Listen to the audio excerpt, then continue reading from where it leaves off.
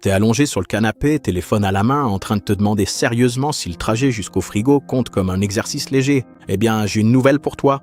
Tu sais déjà que marcher brûle quelques calories, mais savais-tu que le simple fait de sortir et de bouger tes jambes fait littéralement grandir ton cerveau et peut empêcher l'apparition d'Alzheimer dès le départ? Ou qu'une simple promenade prévient le diabète plus efficacement qu'une séance de jogging en sueur? Accroche-toi parce qu'aujourd'hui, on va passer en revue les 10 changements physiques qui se produisent quand tu marches tous les jours. Certains vont te sembler presque magiques. Par exemple, que marcher sauve tes yeux et fait disparaître les douleurs dorsales. Mais la science l'a prouvé noir sur dent. Cependant, tu ne peux pas juste traîner dans le parc comme un zombie en espérant un miracle. Il y a une logique derrière tout ça. Alors reste avec moi jusqu'à la fin parce que je vais te révéler ce qu'on appelle la formule phi. C'est ton plan scientifique précis, basé sur la fréquence, l'intensité et la durée, et il te garantit exactement ces résultats sans perdre une seule seconde de ta vie. Passons directement au 10e avantage, tout en haut de la liste, le redémarrage de ton cerveau. L'Université du Kansas a révélé une vérité effrayante dans une étude. Rester assis trop longtemps accélère l'apparition de la démence et d'Alzheimer. Plus de 35 millions de personnes en souffrent actuellement, et ce chiffre devrait doubler dans 20 ans. Mais voici le mécanisme que l'industrie du fitness préfère garder sous silence. Tout tourne autour du volume de ton hippocampe, le centre de commande de la mémoire et de l'apprentissage. Quand tu marches, tu ne fais pas que brûler ton petit déjeuner, tu déclenches aussi la libération de facteurs neurotrophiques. T'envoies littéralement du sang vers le cerveau et tu stimules la croissance de nouveaux vaisseaux sanguins et cellules neuronales. Les personnes qui marchent parviennent tout simplement à inverser le vieillissement du cerveau. Tu es en train de te construire physiquement un cerveau plus grand et plus résistant. Le 9e bénéfice, c'est la réduction de la pression oculaire. Ça paraît complètement impossible au premier abord, mais la mécanique derrière est indéniable. Marcher et sauve réellement ta vue. Comment diable fait de bouger tes jambes pourrait-il réparer tes yeux? Tout est une question de pression.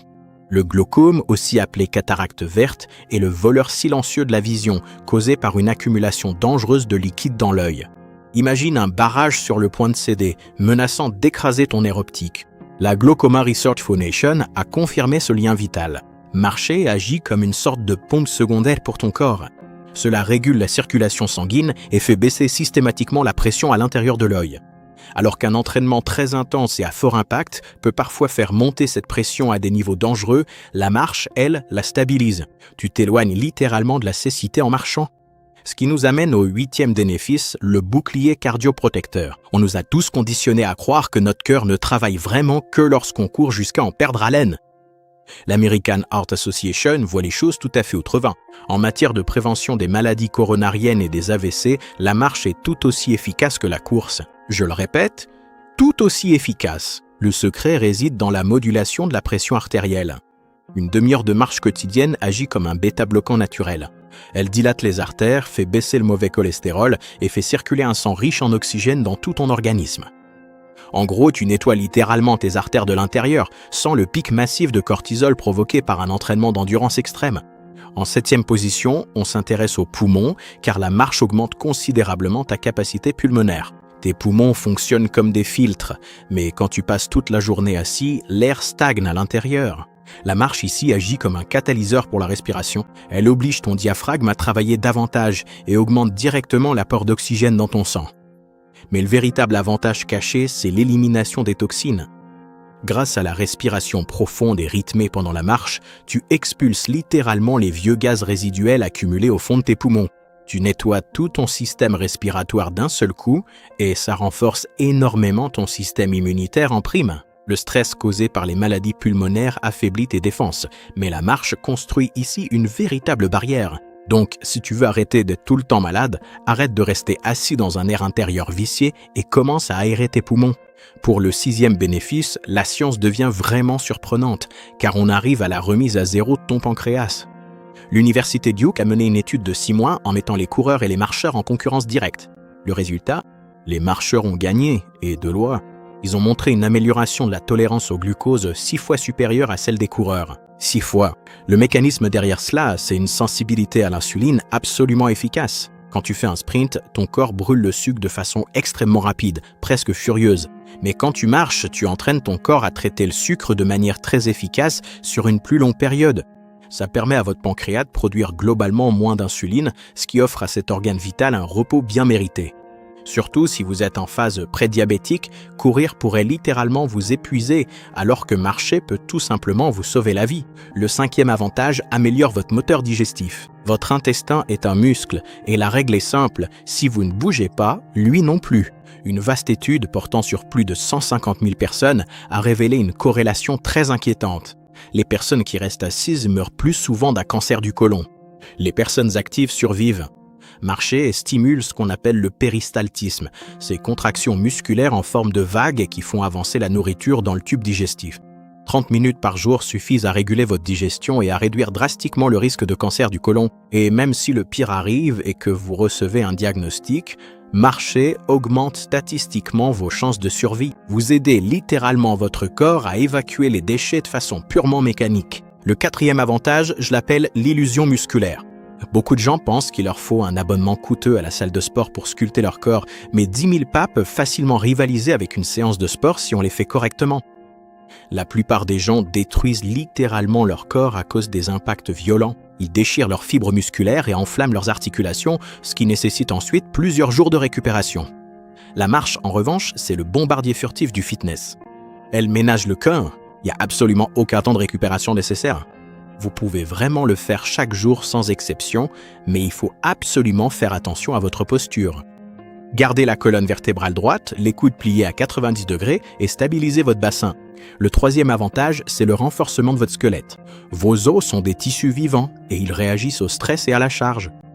Si vous ne les sollicitez pas, ils se dissolvent lentement. C'est ce qu'on appelle l'ostéoporose. La Fondation contre l'arthrite recommande 30 minutes de marche par jour rien que pour réduire l'inflammation des articulations. Mais le vrai secret ici, c'est ce qu'on appelle la piézoélectricité. Quand vous marchez, l'impact léger de chaque pas génère une petite charge électrique dans l'os. Cette charge envoie un signal aux ostéoblastes, les cellules qui forment l'os, pour qu'elles construisent de nouveaux tissus.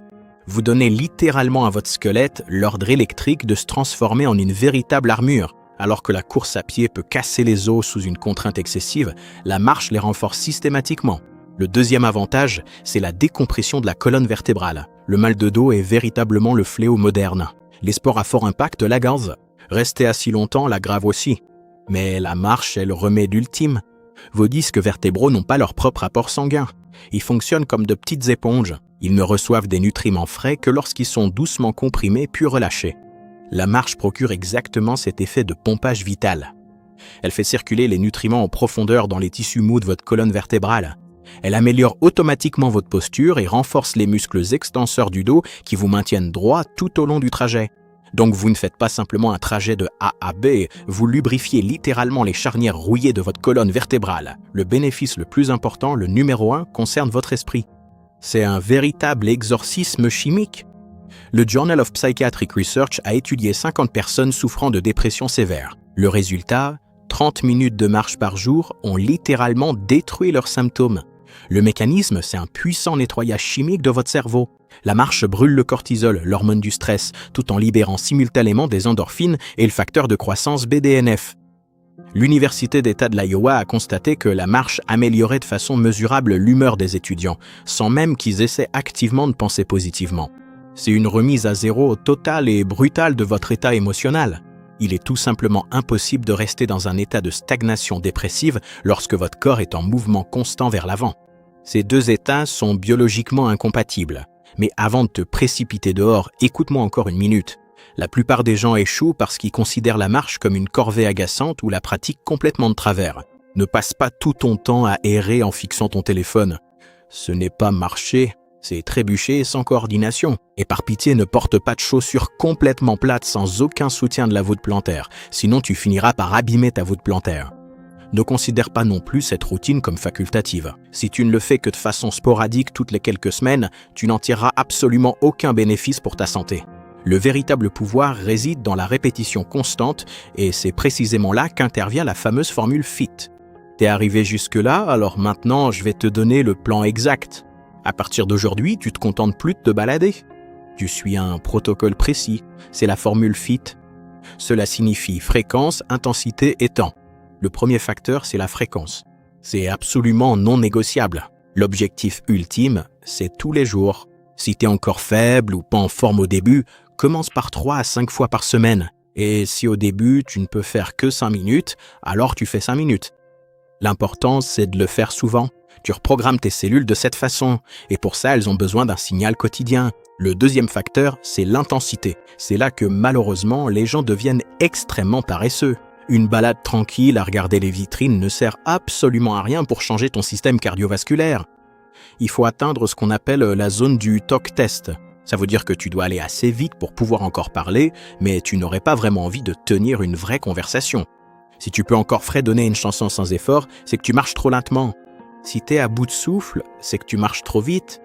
Trouve exactement ce juste milieu où ton cœur travaille et s'implique vraiment. Le troisième facteur, c'est le temps. Le chiffre magique, c'est 30 minutes d'affilée. C'est précisément à ce seuil que tous les changements biologiques mentionnés commencent vraiment à se mettre en place. Fixe-toi un objectif de 6000 pas par jour comme base solide. Ne te focalise pas tout de suite sur la barre des 10 000 pas. Commence avec ce que tu peux gérer de façon réaliste et augmente progressivement à partir de là. Et maintenant, un dernier conseil important. Bois un verre d'eau avant de partir. Un moteur déshydraté cale immédiatement. Ensuite, applique la règle du mouvement. Balance activement les bras. Ça fait travailler le haut du corps et augmente la dépense calorique jusqu'à 10%. Enfin, la règle de l'habitude. Fais-le tous les jours à la même heure. Le matin est de loin le moment le plus adapté pour réinitialiser parfaitement ton rythme circadien et ton horloge interne. T'as maintenant le diagnostic de la paresse moderne. T'as découvert le remède et maintenant t'as aussi la formule exacte. Les laboratoires pharmaceutiques détestent ça.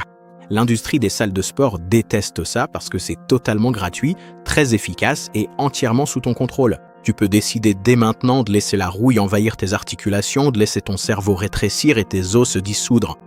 Ou tu peux te lever tout de suite, enfiler tes chaussures et reprendre le contrôle de ta biologie, un pas après l'autre. N'attends pas demain, parce que demain est un mensonge. Commence aujourd'hui. Et n'oublie pas de t'abonner à ma chaîne YouTube pour plus de contenu comme celui-ci.